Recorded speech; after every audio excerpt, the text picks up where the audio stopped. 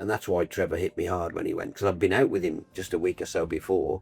We'd been to Villa Park, believe it or not, for the Bruce Springsteen concert, so, and then he said, we'll catch up when I get back from Spain. And then next thing I got is a phone call saying it passed. And I can't tell you how that affected me at the time, and still does to this day.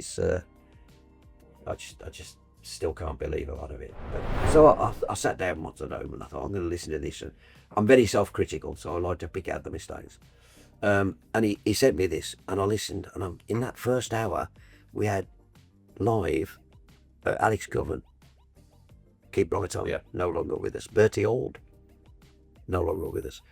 Astro, no longer with us. We had Jasper Carradon. We had, it was just amazing, and players and the manager. It was just blew me away to see, to listen back to that, and then the commentary, and then the phone calls afterwards where people were just, could not believe what had been achieved. Brummies ringing up where they're absolutely thrilled, and crying, some of them, because Blues are in the Premier League. But, Villa fans have no answer to it when I say, how many times you lot won the Leyland Dev?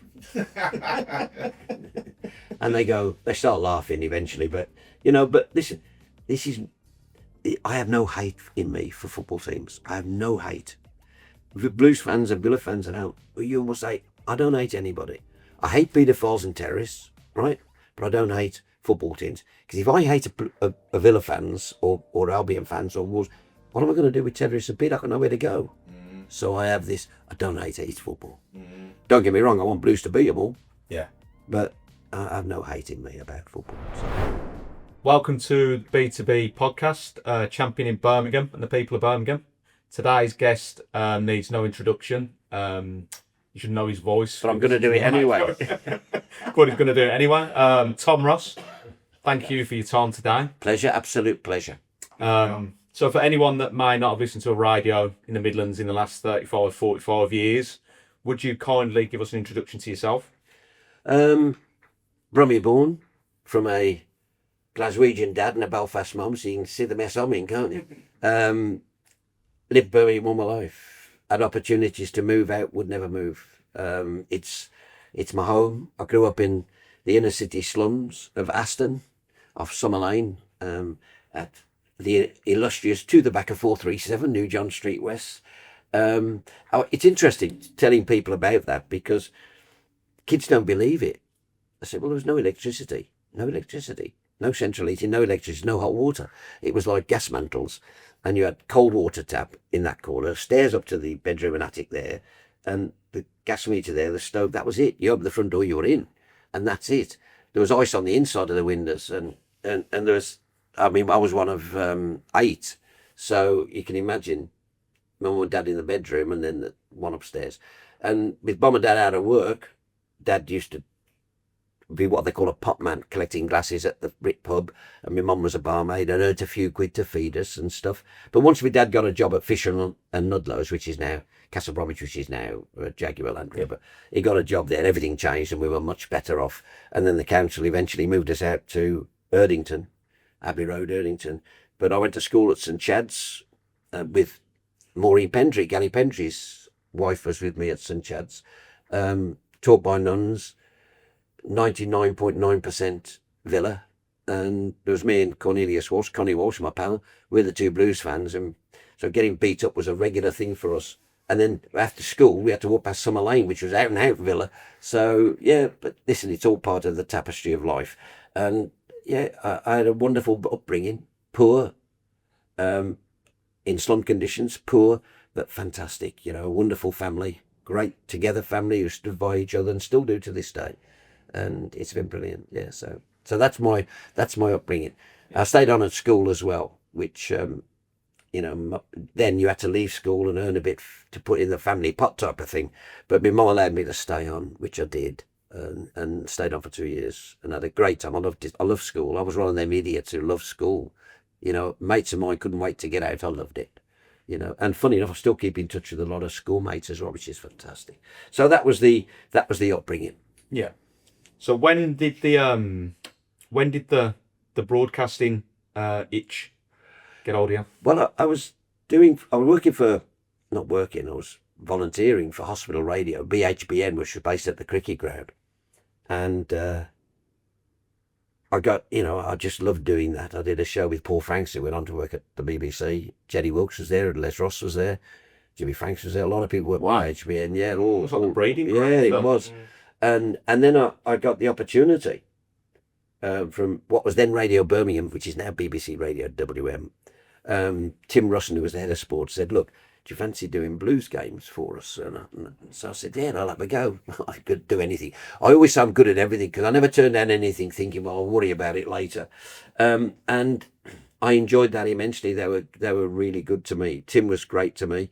Going to away games, I remember, we went away games at West Ham and stuff, and it was a whole new world for me, and I was learning on the job, if I'm honest. And then, I had one day, just out of the blue, this is the God's honest truth, one day the phone went. And I went, "Hello? Hello? Hello, my boy, Tony Butler. I'll meet you at the D Club tomorrow." Well, hang on.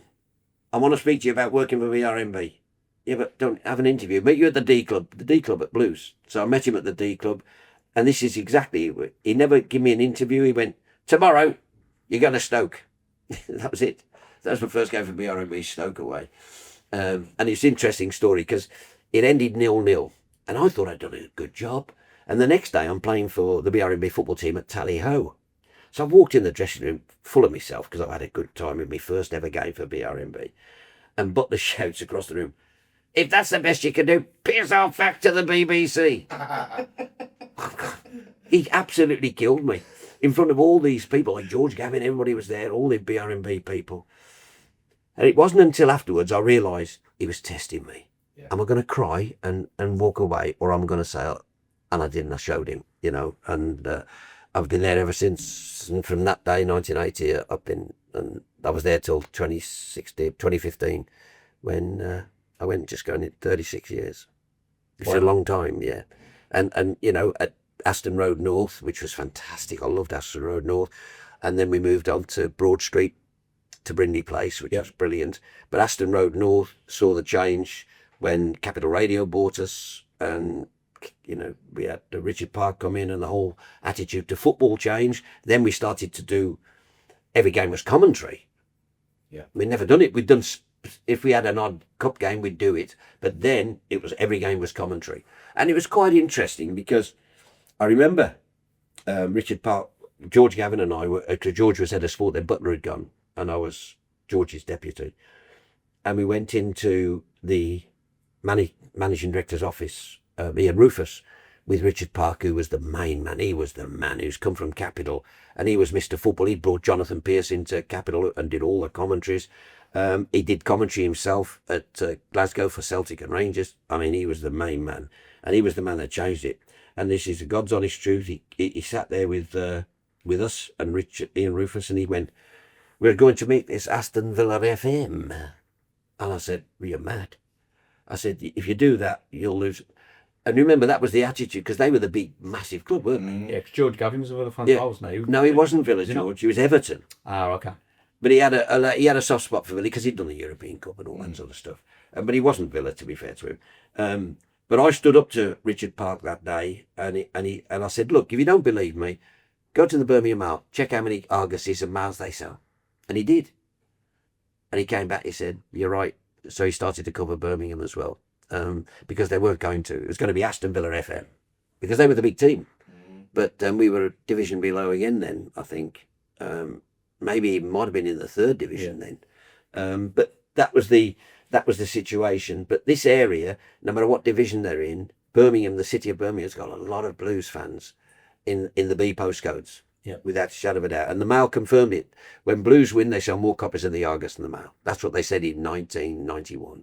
So that was the situation. And that sort of sport thing, weren't they? When you're that keen suppliers, that's part of Capital and stuff. No. When I left, I had the opportunity to do reports on Talksport and a lot. When I quit BRMB, I walked out on BRMB in 2015 because they said to me then, the new owners, Bauer Media, said, "Well, you can stay and that, but what we want is we're not going to do football as you know it. No commentaries, no. That was it. No live. I'm not gonna. So that was it. I've gone. So I'm out. Met my own way in life, and I'd had a great career anyway, so I wasn't that particularly bothered. And then Talksport gave me the opportunity to do games, to do report on local games, and I took that. And even now, I still do pre-match presses for them with Chris Davis, Unai Emery, and Tony Mowbray at West Brom. I still do those, and post-match. And occasionally, I'll get a call to do a game. I don't want to do games anymore. Right. I've had my day in the sun. So if I do start doing reporting and that, I'm stopping a young kid from making his way in the game. So I try not to do them now. And as I say, now at Blues, being a lead ambassador at Birmingham City, I've got a lot to do on match days anyway, which I love doing, you know, mixing with the fans, mixing with the former players, bringing the former players in and introducing them around. So I've got a lot to do anyway. So that was basically it, you know. It's a long and varied career. Dan's told us about you giving his opportunity in broadcasting. It's BRB. Yeah, I got. You still happy you done that? Yes, yeah, absolutely. I got this tape. Funny, it didn't come from him. It came from Keith Laurent, friend of Dan's, who sent me this tape saying, "You've got to listen to this guy, Tom." So I had to listen, and it was impressions of Barry Fry and stuff, and one of me as well, which I forgave him for. But nevertheless, so I got him in to do a little 2-minute sketch in each of the sports programs, not as a reporter. And then one day I gave him a chance to be a reporter because that's what he wanted to do, and I sent him to Walsall. And I'll never forget, he went to see Ray Graydon at Walsall, and Ray gave him a right rocket about his hair, and he's not wearing a tie. Oh, he laid into him, Ray. And I think Dancers never recovered from that for that stage, but he became, you know, an integral part of what we did. He became a reporter doing games for me, and has learnt the craft, you know, he's learnt the trade a bit, and he's done well with it, you know. He's a talented man anyway, and he's also, you know, part of the Blue Nose Brothers with myself. But he's a very talented man, and now doing a great job at Talksport as well, which is fantastic. And flying the flag for Blues. Yeah, and flying the flag for Blues. It doesn't live in the area, which is sad. You know, but he fly whenever he can. He talks Blues, and that's good. Anybody that talks about this club can't be bad, can they? No.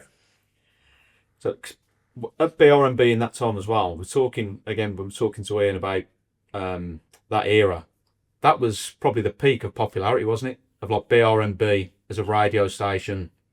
Oh, without a doubt. I mean, when he started in 75, 6, at that time, there never been anything like it.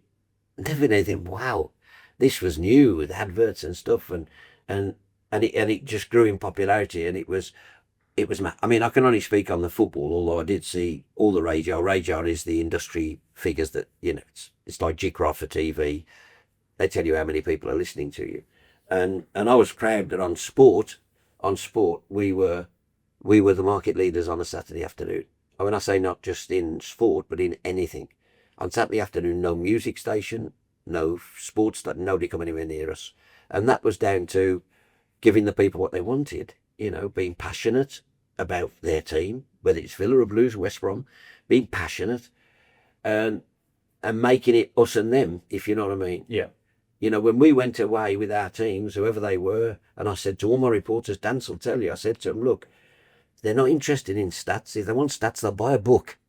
What they want is passion. They want you're feeling it like they're feeling it.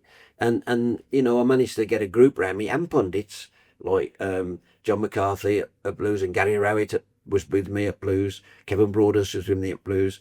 And we had Pat Hurd at Villa. We had Bomber Brown at Albion. We had people who cared desperately, and were as passionate as we were. And I think that resonated with listeners. They knew we were in it with them.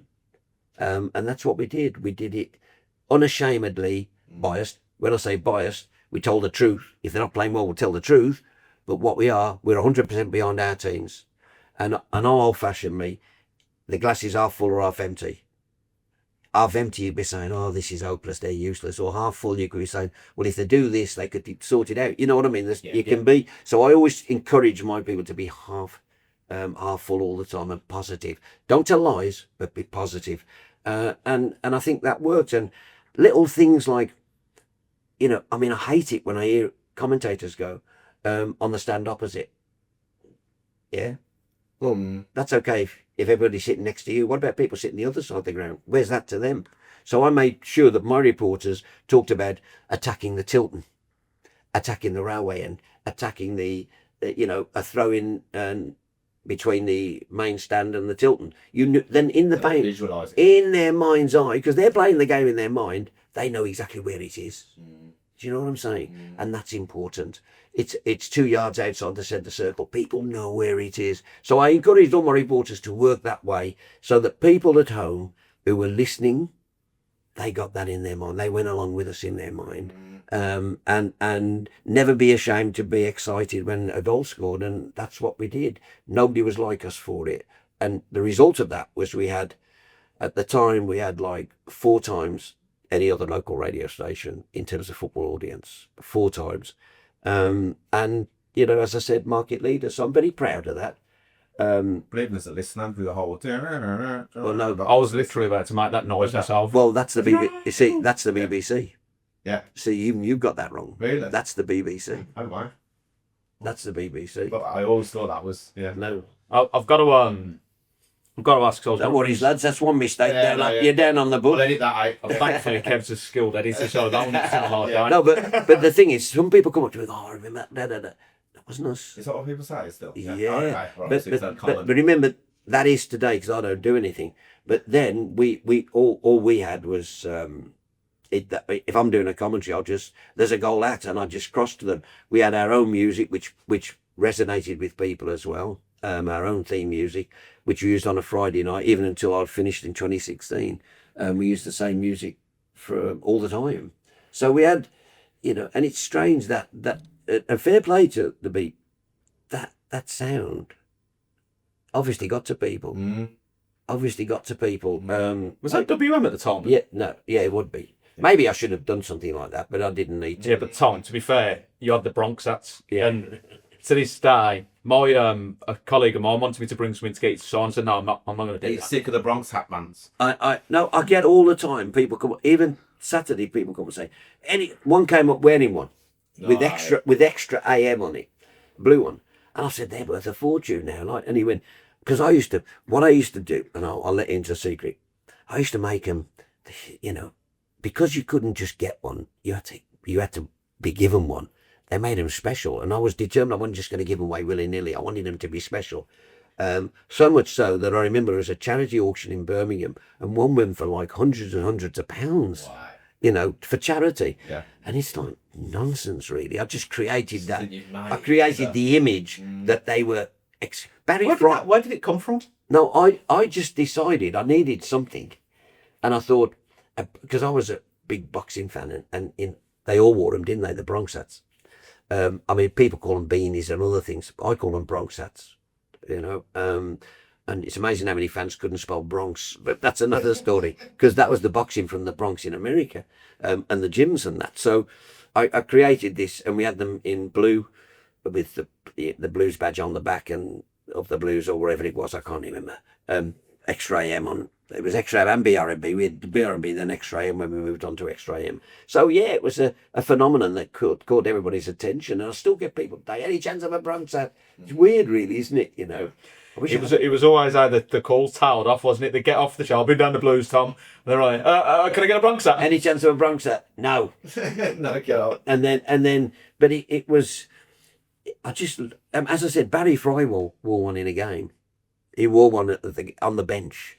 And that was brilliant for us. Barry Fry wearing a Bronx hat was just, and luckily I've got a picture of it as well, which is fantastic. I've been wearing it during a game. The equivalent of Tom Brady wearing one of our absolutely, tops now, yeah. 100%. And it was, but we weren't shying. What I did was, I wasn't shying being around the place. Being all our clubs, I'd be in their face. I'd go to have a bite to eat. If a manager came to a club and he was staying at a hotel, I'd go and have a bite to eat with him. I made myself the man that they wanted to talk to. Yeah. I didn't just have a job 9 to 5. It took over my life. Cost me marriage, just to be perfectly honest with you. But I took over my life, and I got on. I'd go to the training grounds. I'd mix with the players. Players would want to come to, BRMB would have a pop concert, and I'd get calls from players. Any chance of tickets? Yeah. So I'd always help them. We had our BRMB, big things at the NIA where we had a massive pop thing with all the fans there, and we'd have all the big acts on, and it was an awards night, and I got people like Gareth Southgate there and people, all these, and now he's still my friend. To this day he texts me. To this day he texts me. Brilliant. And All the way back from his Villa flying days. yeah, well, go back to them days. Yeah. Paul Merson. I mean, I get they, like, I don't think any of them has ever called me a name. It's always Blue Nose. They always call me, you know. But I don't mind it because I worked hard at getting in with them, and I don't think the opposition ever worked that hard to get in with people and to be friends with people and to work with people and have a banter. What footballers love is the banter, and I used to have banter with them. And running the former players helped. Yeah. Running the Former Players Association, having the Blues All-Stars helped. Being around the place the directors wanted to be involved, that all helped, you know. But nothing comes easy in life. You have to work at it. Well, I've worked with you on a couple of the riders events and stuff, and having the banter from the other fans, and I think there's a question later on. You handle that, if not invited, don't you? Do you know what I mean? love it. Villa fans, I love it. they love giving you. I love But it. the first person I've seen that wasn't Villa was Morrison when we was in that group with Macadam. Oh, The amount of he gave stuff me he dogs gives you. abuse. Yeah. But, you know, I mean, Villa fans have no answer to it when I say how many times you lot won the Leyland Dev. And they start laughing eventually. But, you know, but listen, I have no hate in me for football teams. I have no hate. Blues fans and Villa fans, you must say, I don't hate anybody. I hate paedophiles and terrorists, right? But I don't hate football teams. Because if I hate a Villa fans or Albion fans or Wolves, what am I going to do with terrorists and paedophiles? I don't know where to go. So I have this, I don't hate football. Don't get me wrong, I want Blues to beat them all. Yeah. But I have no hate in me about football, sorry. You mentioned the Leyland Daff. Obviously, you were all over the photos and that in and amongst the group. You were more or less a squad player. Well, Colin Tatham and he was a Birmingham male, we travelled with the team and we stayed at Reading College. All of the lads hammered me the other night. University. I said, no, it's a college. That's a university. Anyway, wherever it was, we stayed there and we had the best of times. I mean, it was absolutely bizarre. This massive, and we're going to the same competition in a few weeks, a lot more professional. Then we stayed at this place where it was like a dorm. It was just crazy.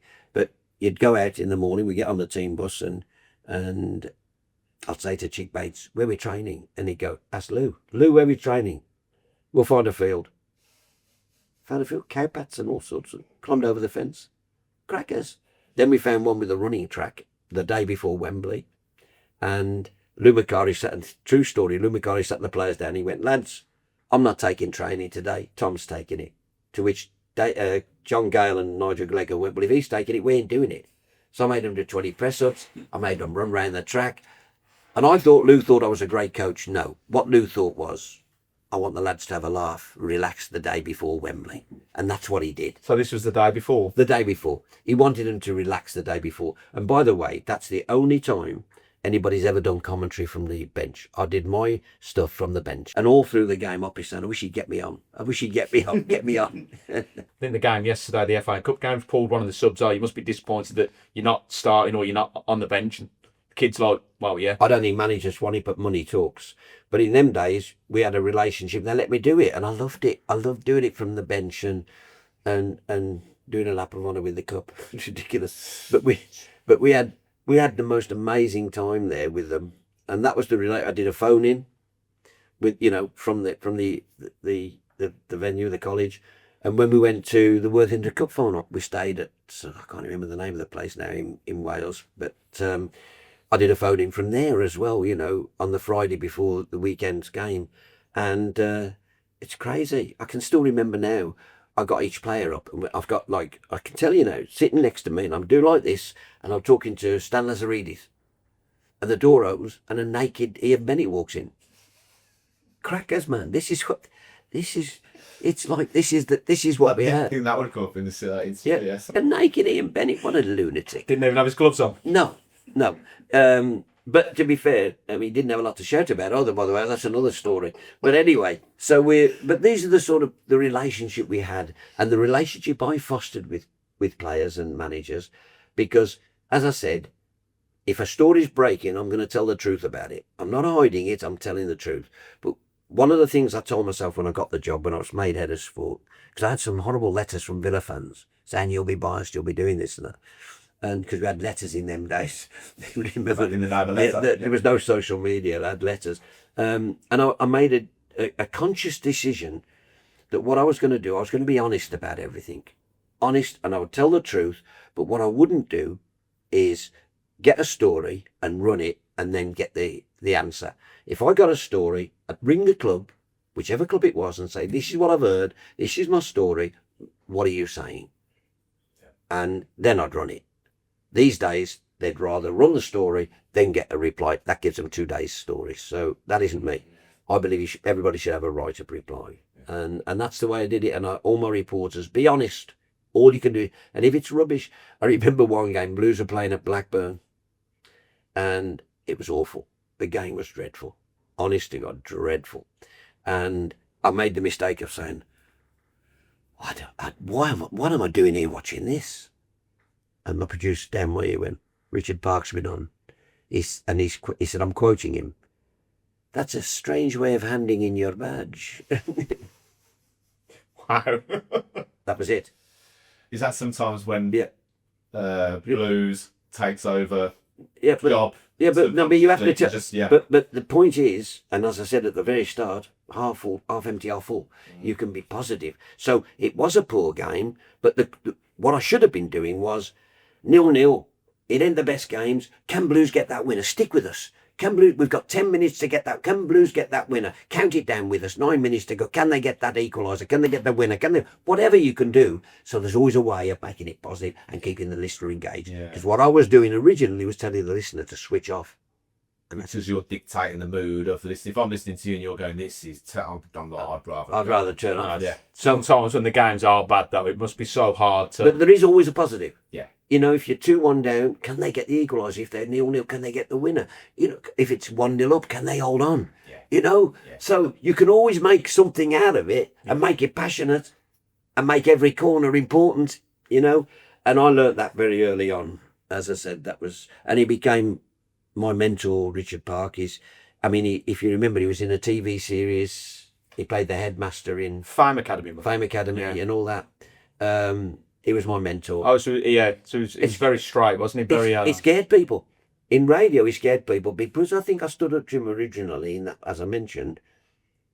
I think I got a little bit of respect from him for that, and I respected him immensely.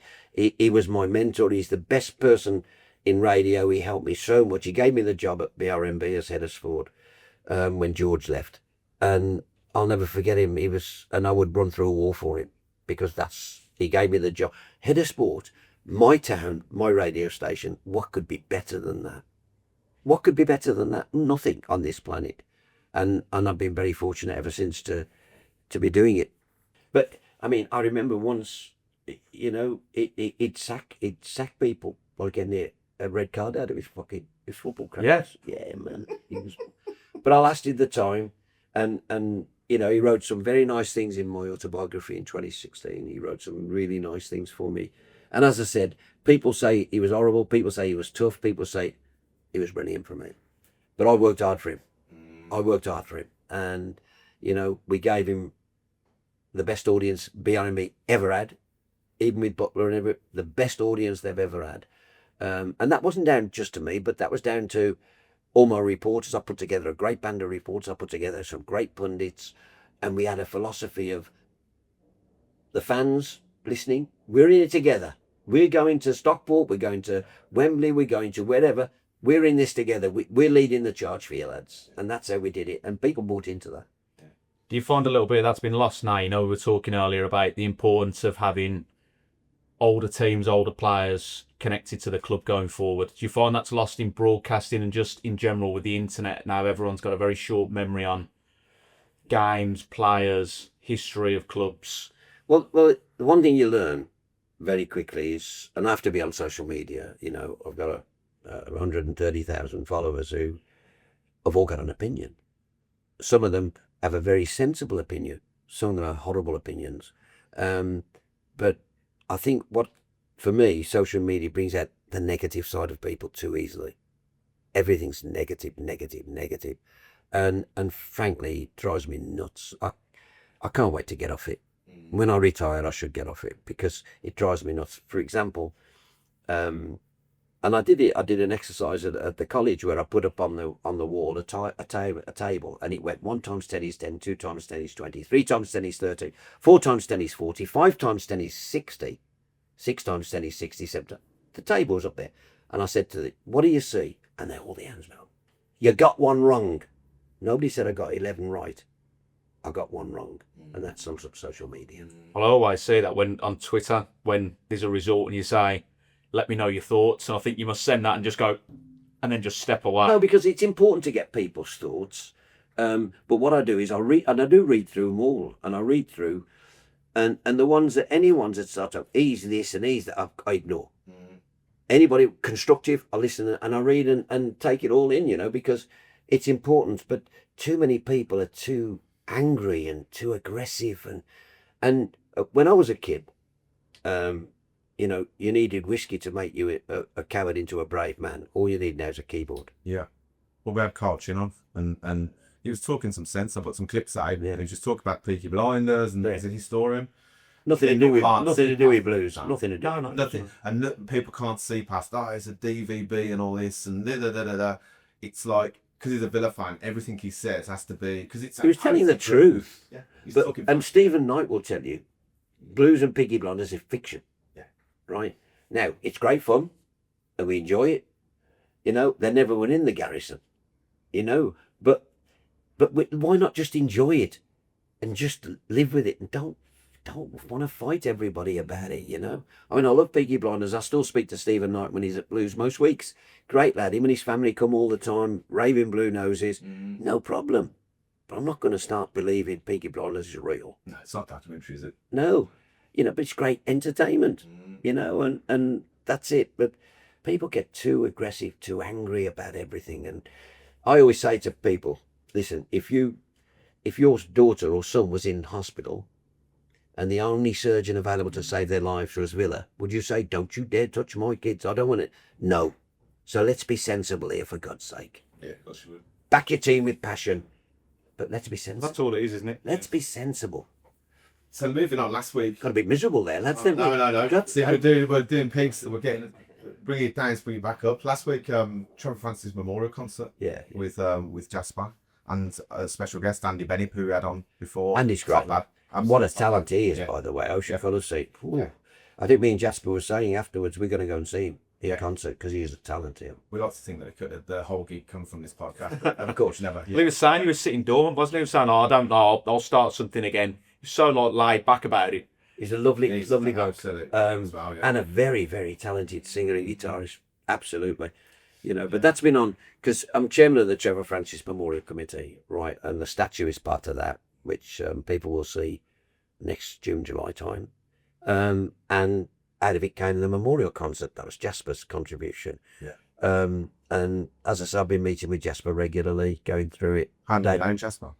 Meets nearly 50 years now. Yeah, we're great pals, yeah. And Trevor. There was John White, me, Trevor and Jasper. We were like the friend. We were 4 really close friends. And that's why Trevor hit me hard when he went, because I'd been out with him just a week or so before. We'd been to Villa Park, believe it or not, for the Bruce Springsteen concert. So, and then he said, "We'll catch up when I get back from Spain." And then next thing I got is a phone call saying it passed. And I can't tell you how that affected me at the time, and still does to this day. I just still can't believe a lot of it. But did he understand how much it was appreciated as a new ownership? 'Cause obviously, with the Chinese ownership, it was. They were close. They were so close to getting him in and giving him an ambassadorial role here. Wow. That was the next move. And Gary Cook told me that was the next move. And sadly, but he'll live on as our greatest ever player. I know people will argue, no, he's our greatest ever player. I've seen some flags been designed for Wembley and stuff. Yes, I've seen that. Yeah, it's amazing. Yeah. And to be fair, he wasn't here 2 minutes. He had 7 or 8 seasons, gave us the best, but wanted to wing things and moved on to Forest. But he said to me many, many times, my heart's in blues. When I did a podcast with Trevor, he said, my heart's always in Birmingham. I've won big things elsewhere, but my heart's in Birmingham. And can't tell you how proud he was to come back as manager. I was going to say, how frustrating was that for him? And then obviously the playoff with that, then for Steve Bruce to come in and for us to then finally make that final, because we're all just willing every playoff that we'll lose. You wanted Trevor. We're all willing, aren't we? And just wasn't the story ending that we wanted. I think Trevor as well, by the way, was sometimes when he was manager, he was also the best player at the club. Fact. Yeah. And I just wonder whether that may have been a problem for him. Yeah. He was the best player. That's the only kid under the coach. Is he practicing free kicks and. He was the best at it.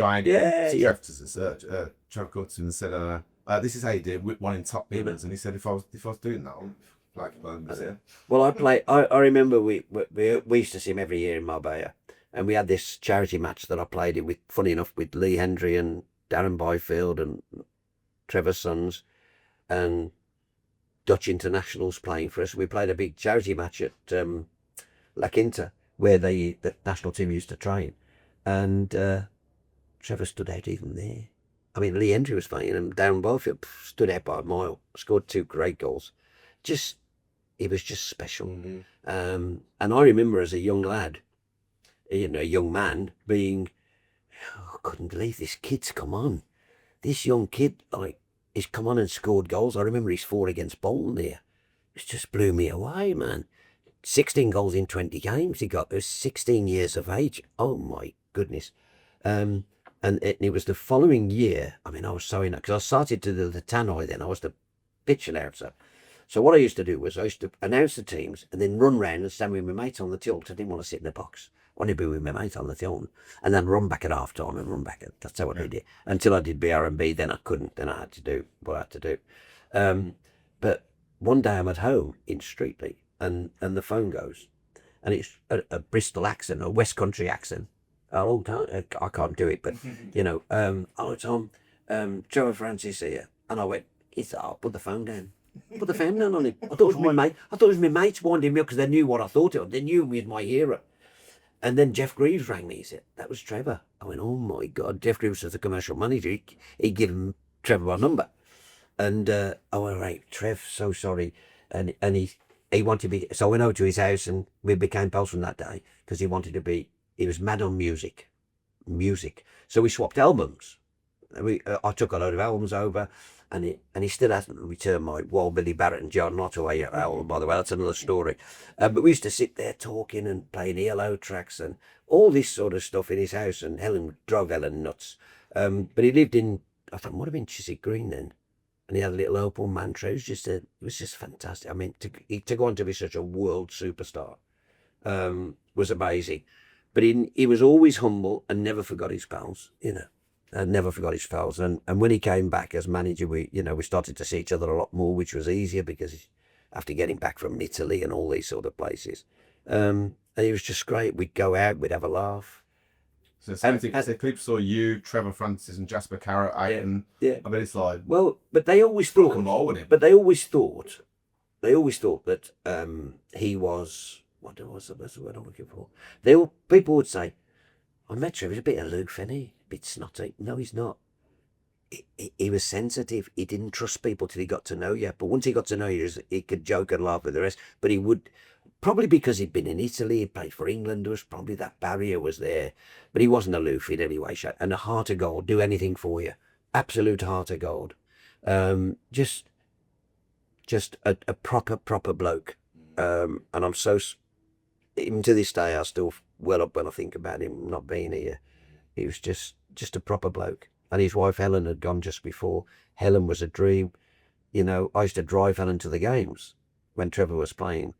And if they were in Wales, we'd go to her mum and dad's in Llanelli for breakfast and stuff and all that sort of stuff. She was an absolute diamond. She could mix with the Pope, she could mix with the King, or she could mix with tramps like me. So, I mean, that's how good she was, But eventually, with Trevor, because he was, one day, I'll tell you the story, because I'm a massive Bruce Springsteen fan, massive. And Trevor never was. And I remember one day he rung me and he went, you never guess where I am. I said, where's that? He went, Langhams.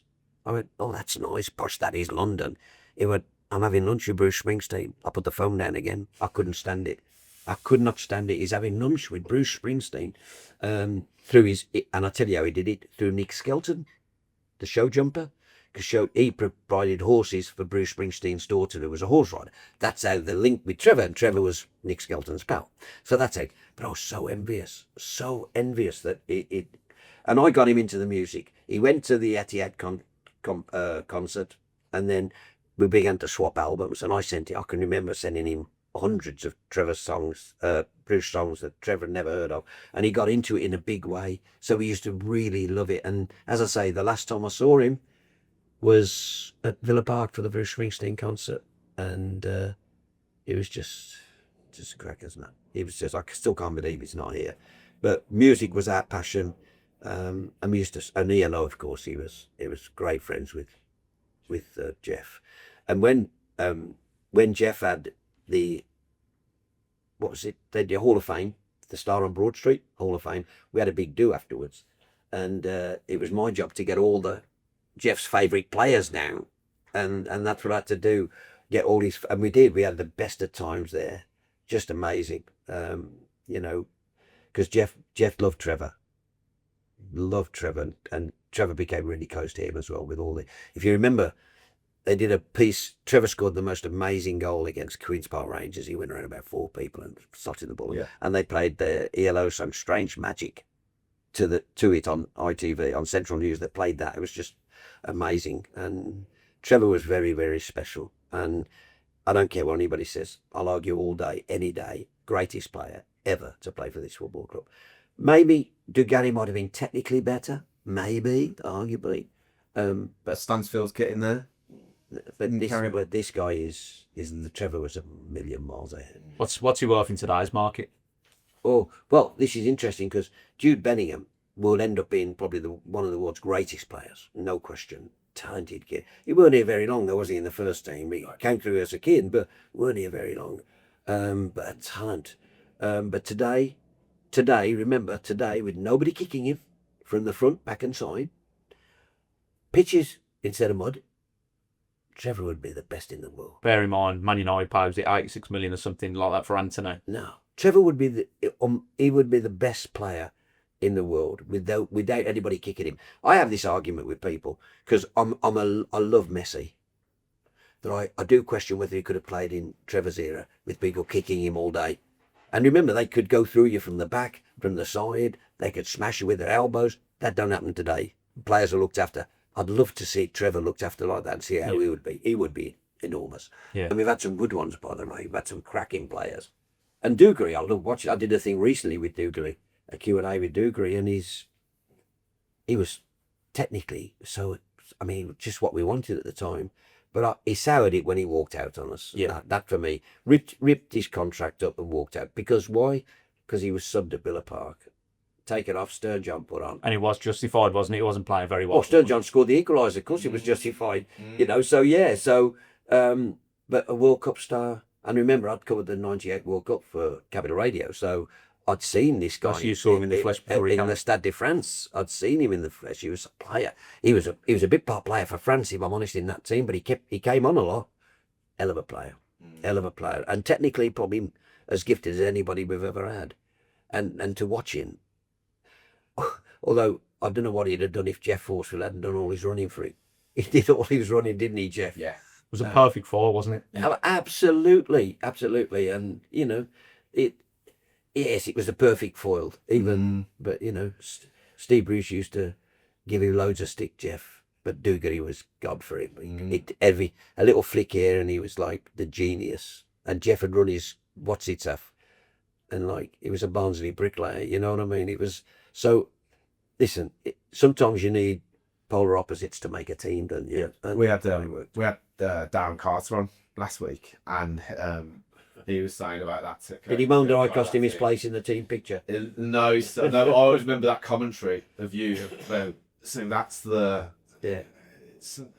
Is it hard to hold back when you just like this is because who's go on with? Kevin Broader. So far, come on, Darren. I imagine Darren. each other. Yeah, because before that, that's the clip you hear. But I think if you listen before that, I've gone, why are they letting the kid take it? Yeah, that was, and I told Darren, and I say, Dad, I went, oh no, is he a kid? How good was he? How calm was he? Well, we had any answers. Was the nerves? And he just like, No, they practiced it. And it was a question of whether he took it. That or fourth or Brian. fifth, and Brian Hughes, has moaned at him ever since about stealing his glory.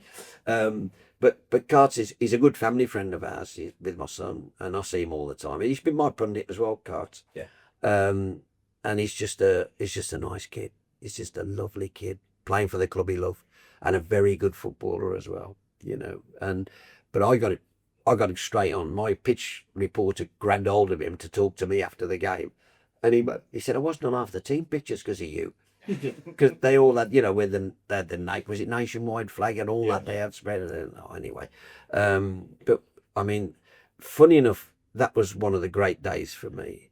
That promotion to Lusty Bruce was one of the great days. And it was only recently that, because when you're presenting and commentating, you don't hear the output because the producer's talking to you all the time. You don't hear it. Yeah. David Salt, my producer, sent it to me about 3 months ago, the whole programme. And I'd never heard it. So I sat down once at home and I thought, I'm going to listen to this. And I'm very self-critical, so I like to pick out the mistakes. And he sent me this, and I listened. And in that first hour, we had live Alex Govan, keep right on, no longer with us. Bertie Auld, no longer with us. Astro, no longer with us. We had Jasper Carradon. We had, it was just amazing. And players and the manager, it was just blew me away to see, to listen back to that. And then the commentary, and then the phone calls afterwards where people were just, could not believe what had been achieved. Brummies ringing up where they're absolutely thrilled and crying, some of them, because Blues are in the Premier League. And I listened back and I thought, wow, I did enjoy that. I did enjoy it. And Broads did as well. Broads lost it. And he's not an emotional person, Broads. But he lost it as well, if you remember. We've done it, Rossi. We're back, Rossi. We've done it. Was I envisaging it? Are you jumping up, plugging in? It was just, it was the same for the Carling Cup final. Yeah. The Carling Cup final. Your commentary been all over our needs and the montages on well, Facebook and social media. It's it's interesting because in the first hour, Adam Bridge was my reporter, and I put him with the crowd, the Blues fans, and I asked him to cross to him, and I've gone, let's cross to Adam Bridge, who's with the crowd, and he'd go, hello, I can't remember names, so forgive me. He'd say, I'm with Billy. Billy, how are you? Well, yeah, Blues are going to win easy with Arsenal and all that, and Adam would say, so are you in on your own then? He said, no, I'm with me mate. And Adam says, well, where's he gone? Has he gone for a pie? He went, no, here he is, and he picked up an urn. His mate had passed away, and he promised his mate, if Blues ever got to Wembley, he'd take it. Class. And he brought him. I was emotional, can't tell you. Wow. I mean, what a story. And the next time I crossed to him, I was like, let's cross to Adam. He's got little Andy with him, little kid. And he's gone to this little kid, how are you? And this kid's all excited, Blues are going to win, etc. And Adam said, do you play football? And this kid said, yes, I play football. I love playing. Where'd you play? I play midfield. Oh, brilliant. I bet you'd love to play on this pitch, wouldn't you? And the kid said, I did yesterday for England schoolboys. You couldn't make that up. You know what I mean? You couldn't make that up. So, and I remember me and John McCarthy walking up Wembley Way and seeing all these fans in kilts for Big Eck, Alex McLeish, all in kilts with the tam o' shanters on. And we spent an hour walking up there and just chatting to fans and having the best of times. And the whole day. And then when the game kicked off, and they were better than Blues, let's be fair. Arsenal were a good side. But I think they rubbed them up the wrong way by Wenger saying Fabregas is going to pick the cup up, because Alex put that in the dressing room. Yeah. Lads, this is how sure they are. Bang them up. And then, and that moment when Obafemi Martin scored at Koscielny, I can see now Barry Ferguson clipping him round the head as he went back. He could have been sent off for that, by the way. It's another story. And Obafemi Martin scored. And by the way, nobody's seen Obafemi Martin there since. Nobody knows where he is. He's in America somewhere. Anyway, and then I'm sitting there thinking, go on then, ref, because this is Blues. Offside, some of it happened, and he didn't. And I remember looking across at Colin Tatum, because he travelled everywhere with me, and we went, what, just blew my brains out. And of course, John McCarthy, if you listen to the car, he's giggling. He's giggling non-stop, John McCarthy. And because I said something like, I went mental. I went, "This is better than sex." And you hear John McCarthy go, "It is the way you do it, lad." It but the magic moments. And that for me was just that today, because that's the first major trophy we've won. I know we won the League Cup in '63, but the big teams weren't in it. There was no Wembley, no Europe, two-legged home and away, wasn't at Wembley. This is the first major trophy we've won, which is sad for a club of our size, by the way. So for me, that, and I was there in '63, by the way, as well, Villa Park and St Andrews. But that was just amazing. And I thought that was the start, we're gonna go on now. We're gonna go and win. And of course, the next year was horrible. Yeah. It was horrible. Relegated. The Europe run was good. The Europe was great. I had great jobs. You find it funny now, because I say this to people, how when we got the Europa League, we were in it, and it was denigrated at the time as nothing, was it? You got talked down by various fans. We went out on the highest points total anyone's ever not qualified. 10. But now, the Europa League is this thing just under the Champions League. You've got competitions under it, and all of a sudden all the big clubs want to win it, and it's a trophy. And Absolutely. At the time, it got talked down, didn't it? And so for us to be a championship team, I loved it. I loved going to Maribor, was fabulous. I loved Blues, don't it? Braga was great. Yeah. I remember going to Madeira for Nacional, and we landed at Lisbon. And we sort of said to the "What we landed here for?" He said, "Well, we have to find a pilot who knows how to land in Madeira." And all that, "I'll do." And we were on this RAF's, I don't know, Cyprus RAF plane or something. It was crazy, man. They've hired this plane from somewhere. Anyway, have you ever landed? Did you go to Madeira? no. Oh, My daughter was due to be born that year. I didn't get away. Well, they've got this big cliff face, right? And at the bottom of the cliff face is the runway. So you come at it like that, and you have to like that. And if you Google Madeira landing, you'll see planes where people are praying and crying and everything. And I've seen, and we stopped about 3 feet from the sea. It was like, oh my days. But it was still great. Where was the other one? Maribor? Bruges as well, wasn't it? Bruges was fantastic. But Maribor was special because where's the cases? Where do we go? You go to this carousel. No. Through that door. Went out the door, you're out in the street. And they're all there, all the cases are on these. You have to help yourself, find your own. Amazing, but Bruges was special. We had an amazing time. It was Bruges, I think it was Bruges, where we're all in the square. Fantastic. And they got all as a teacher in a mortar and with a load of school kids come down. And they line up against the Blues fans singing "We Are the Champions." That might have been Maribor, but wherever it was, they all sing "We Are the Champions." And the Blues fans are looking, they don't care. It's like brilliant. And they all applauded them. And the police thought Blues fans were amazing that day, by the way. They played football with them and enjoying it. And then I got into the square and I look up in the cathedral, which I watched the film Bruges. Who put that flag up? How did that get up there? Tell me, I don't know. Still to this day, how they got up there. By the way, the Belgians love church and a chocolate shop, don't they? Yeah. Cool, there's plenty of them. Yeah. And then a great day, and Europe was great. Chris Hughton was fabulous for us. Yeah. Fantastic. But from that moment, we were on a downward slope then. And we had 12 years of misery. And, I wouldn't become friends with Dong. I refuse to. No. I refuse to. I just wouldn't. Sorry. I've never done that in my life. I've always tried to be. I couldn't do it. I didn't want to be his friend. I didn't want to be his pal. Never did. Just finally then, so what, moving towards the final, what are your thoughts? You contact on it? No, I should be there. Yeah. My commentary days are long gone, by the way. They don't try and pull you back in? No. But what listen, it's the third division trophy, but it's a trophy and it's a final and it's Wembley and there's 43,000 Blues fans there who think it's important. So I'm going to love every minute. You got to be what's in front of you. You can only play the game that's there.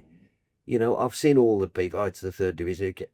This is the game we're playing. It's at Wembley. Win it.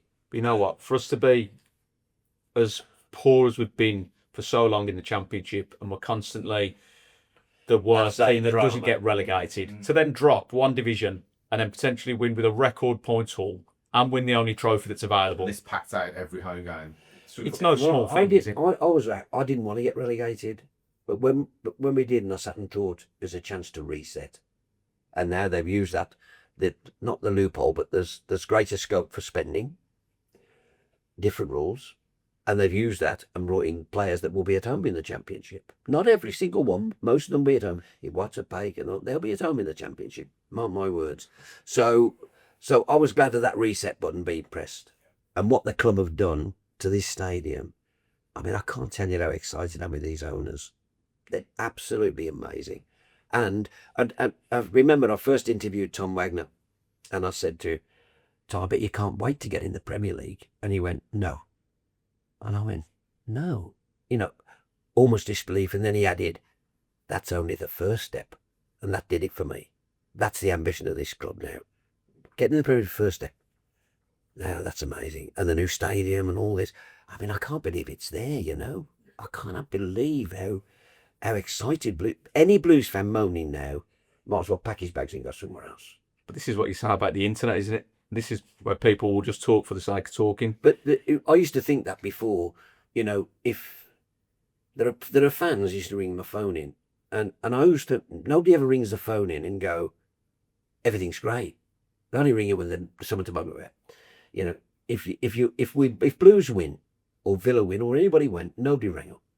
But they did. But what I'm saying is, it wasn't the volume, of course. If they lost, it was round, and then tactics are wrong. Formation was wrong. The manager's useless. The players are useless.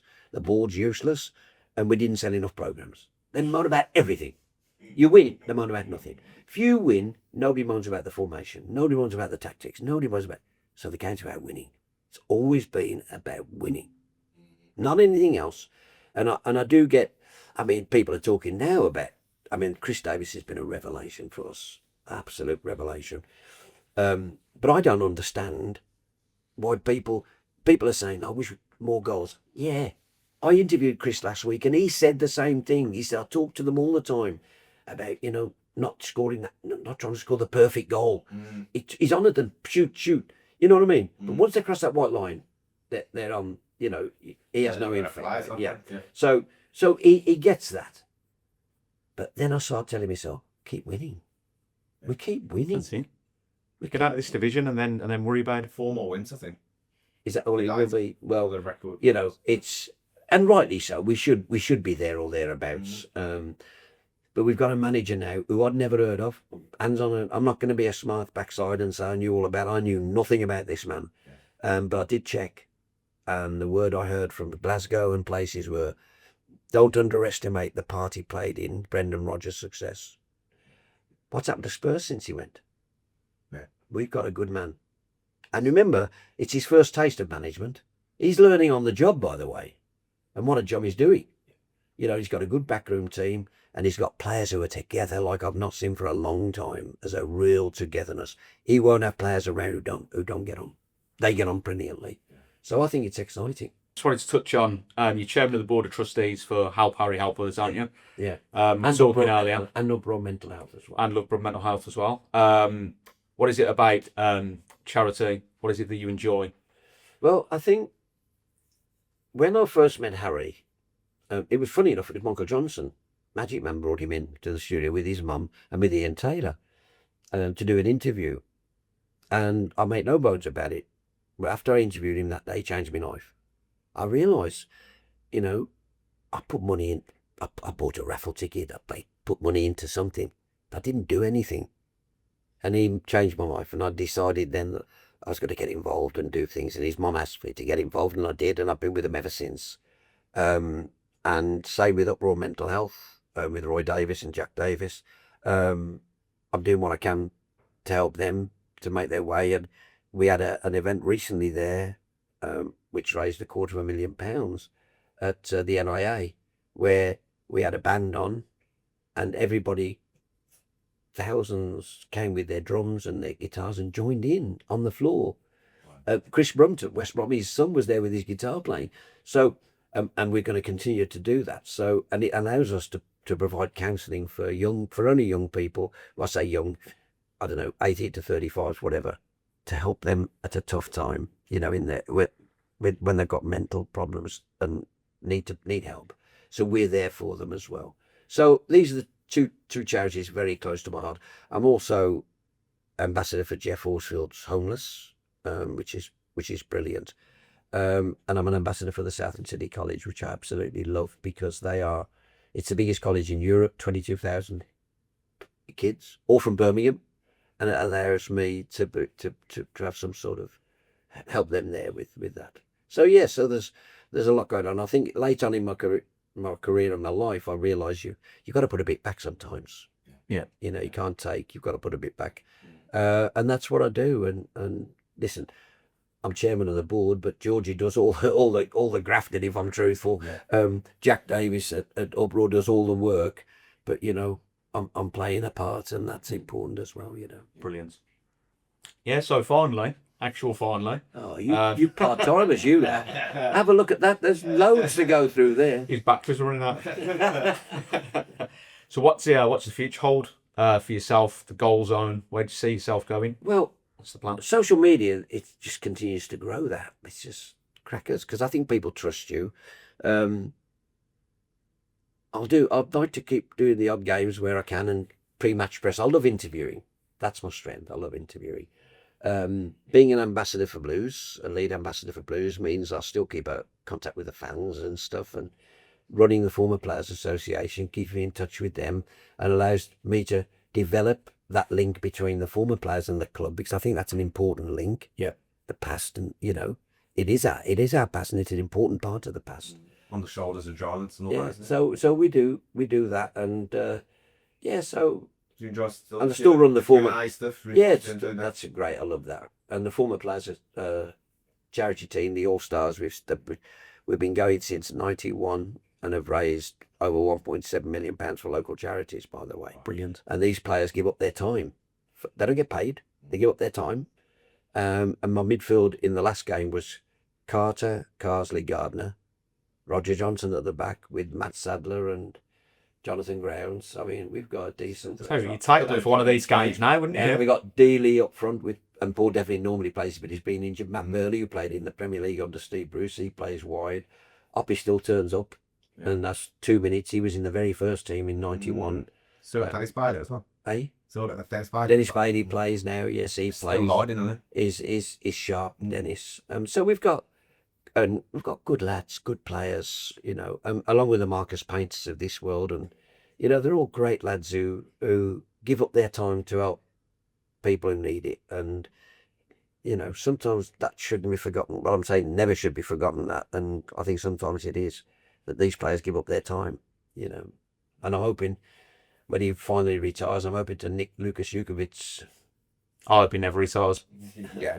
To play up for him. What a great lad he is, by the way. I've met some footballers in my time, but what a top bloke he is. Yeah. You can only hope that even when he does hang up his boots, that he stays around. Yeah. There'll be a job for him. I hope so, because he's Blues through and through now. And I was fortunate to do a podcast with him from my own podcast, the Game's Gone podcast, which, by the way, you can still listen to, folks. The Game's Gone podcast. And he did that. And by the way, if you ever want to know about Trevor, I did a podcast with Trevor. Yeah. So that's worth a listen. Other links on it. Yeah. But Lucas did it, and his story's amazing about as a young lad and getting turned down by Southampton, and his mum then took him to Swindon every Tuesday and Thursday for training and stuff like that. Drove him all that way. Amazing story. Come back from broken leg, playing for clubs, and being as honest as you can, and the most likeable man. If your daughter came home with Lucas Jukovic, she'd be happy because he's a decent bloke. I didn't realise, because of the amount of clubs he had played for, wasn't it? And he scored the goal for Bolton, didn't he? No, absolutely. I've forgiven him only just. Yeah. But because we stayed up. I remember that 5-4 he got for in Scotland, but it was 5-4, and then he scored that absolute banger in the last minute. But if in that day Bolton, which we had to win a draw to stay up, Yeah. he scored one of the goals. Yeah. Who was the other Blues player, ex-Blues player, played in that team? Oh, call yourself Blues fan. Nice, go on. Come on. I can't remember what I had for lunch yesterday. The only other Bolton Blues player I can think of was a left back that we had, that we signed from Bolton. No, who was it? I know you're thinking of. Looked like Ali Campbell. Yeah, No, yeah. Wasn't him. Come. I'm going to leave you to ponder that. All right, no. I'm going to leave you to ponder And that. obviously Fabrice Muamba. Yeah. Comment below for the answer. A comment below, folks. Folks, put them out their misery and tell them who it was. Yeah. You've ruined my sign off now. Yeah. Yeah. but those sort of days were that was amazing that day, and I mean We were teetering that one. Tom, like, no, when you we look were back done. at that, We were done. And let me tell you, let me absolutely be 100% clear on this. If we go down then, there's no Tom Wagner, there's no Knighthead, because we don't come back from that under the Chinese. We don't come back, in my opinion. We do not come back from that. So that goal, Paul Caddis, the header from Zigic, that, I can't tell you how important that was. You realise now, because if we'd have got into the third division then, under Dong and the Chinese, no investment, we'd never have come back. We'd say so. So for me, that shows you how important that was. That shows you how important that was. Massive, massive goal. But we've had a few of them relegation battles, haven't we? that's what I mean. It was coming, wasn't it? And even though you say, yeah, I didn't want us to get out, it did seem like Armageddon, and everyone's saying, no, we need to do the reset. But as soon as it happened, League One isn't going to be that. as soon as relegation happened, no, there'll be no new ground. Tom Wagner will walk away. Tom Wagner was the first to come out and say nothing's changed. Not to then get Stansfield over the line on transfer day as well. Yeah, I love him, Lee Stansfield. Well, and top lad he is, by the way, as well. Absolute top lad. And whether he scores or he doesn't score, he puts everything into it. And I love that. I love that attitude. And I think we've got a team of them now, haven't we? Yeah. I mean, I think Iwata is on battery. This battery's running him because he ain't no, he never stops running. Him and Pake are brilliant together. It's amazing. Keshi Anderson was my man of the match Saturday. I thought he was sensational. But again, you talk about the coach and you talk about how he's kind of learned on the job. What is the Keshi Anderson? The form he's got him in this year, and he picked the confidence he's playing with, and all of a sudden he's going at a defender, and you know he's going round him, don't you? The change in him, even from look this at manager. Ethan Laird. And I'll be truthful, when he first saw him, I thought he ain't good enough for us. Now he could play anywhere, and that's down to the manager. I feel like in the part two. You've only got to our first page. You'll be bio. I know. I'm only joking. It's been great fun. Perfect. It's been great fun. Thanks for your time. No worries at Absolute all. legend. It's been good fun. Yeah. Have you noticed how legend is so close to leg end? Which almost sounds like another word.